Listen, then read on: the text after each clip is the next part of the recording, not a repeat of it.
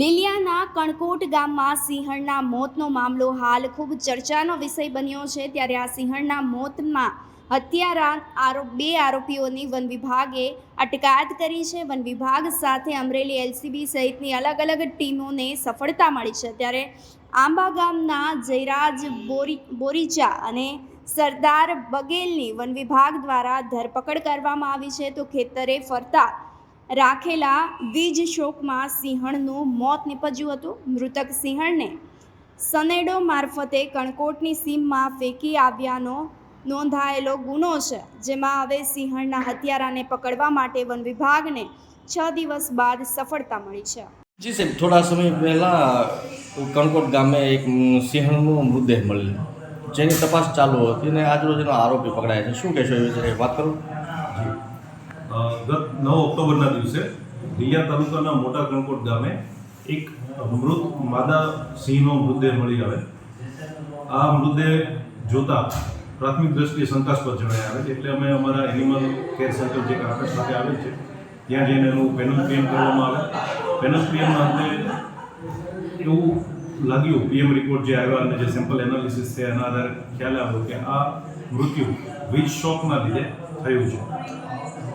આ વીજ શોકથી થયેલ અકુદરતી મૃત્યુને લીધે લીલિયા રેન્જ દ્વારા ગુનો દાખલ કરવામાં આવ્યો। વાઇલ્ડ લાઇફ પ્રોટેક્શન એક્ટની શિકાર સહિતની અલગ અલગ કલમો દાખલ કરવામાં આવી અને તારીખ 9થી લઈને 15 તારીખ સુધી, એટલે કે 6-7 દિવસો સુધી લીલિયા રેન્જના તમામ સ્ટાફ, કર્મચારી, અધિકારી દ્વારા અલગ અલગ 5 થી 6 ટીમો બનાવવામાં આવી, જેમાં 35 થી 40 જેટલો સ્ટાફ અમારા ઇન્વોલ્વ હતો।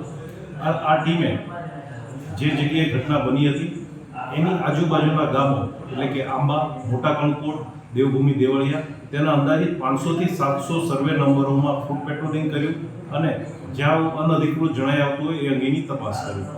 આ તપાસમાં અમને સ્થાનિક પોલીસ ડિપાર્ટમેન્ટ, લોકલ ક્રાઇમ બ્રાન્ચનો પણ સપોર્ટ મળ્યો હતો। અંતે ટેકનિકલ સર્વેલન્સ અને હ્યુમન ઇન્ટેલિજન્સની મદદ લઈને અમને, એટલે કે લીલિયા રેન્જના તમામ સ્ટાફને આ ગુનો ડિટેક્ટ કરવામાં સફળતા મળી છે। આ ગુનો આંબા ગામના વતની જયરાજભાઈ રામકુભાઈ બોરીચા અને તેમનું ભાગું રાખનાર, જેનું નામ છે સરદાર કલિયા બધેલ, જે રહેવાસી મધ્યપ્રદેશના છે, આ બંને એકબીજાના મેળાપીપણામાં પોતાના ખેતરની ફરતે જીવંત વીજ શોક આપીને આ સિંહ મૃત્યુ કર્યું હોય તેવું પુરવાર થયું। મતલબ જે અમને આધાર પુરાવો મળ્યા છે એના આધારે સાબિત થતું હતું। વધુમાં આ બંને એકબીજાના સાથે મેળાપીપણું કરીને આના પુરાવો પણ નાશ કરવાનો પૂરતો પ્રયત્ન કર્યો હતો।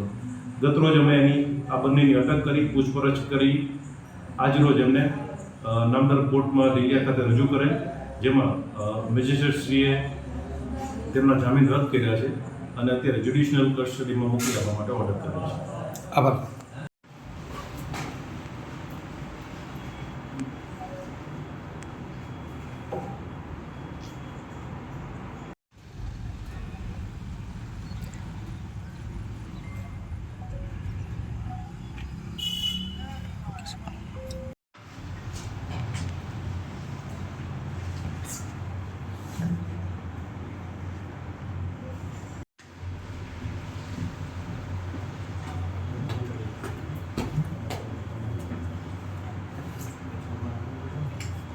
ઓલી ગાડી આવે છે।